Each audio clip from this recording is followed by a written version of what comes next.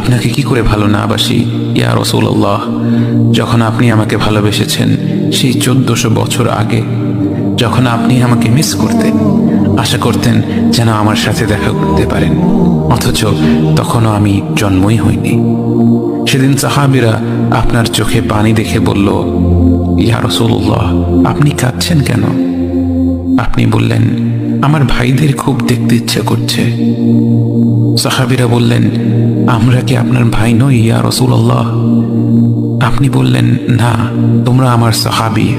আমার ভাই হলো তারা যারা আমার পরে আসবে এবং আমাকে কখনো না দেখেও তারা আমাকে বিশ্বাস করবে।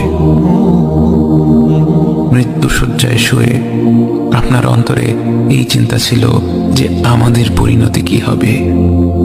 উম্মতি উম্মতি বলতে বলতে আপনি আপনার রবের নিকট ফিরে গিয়েছেন।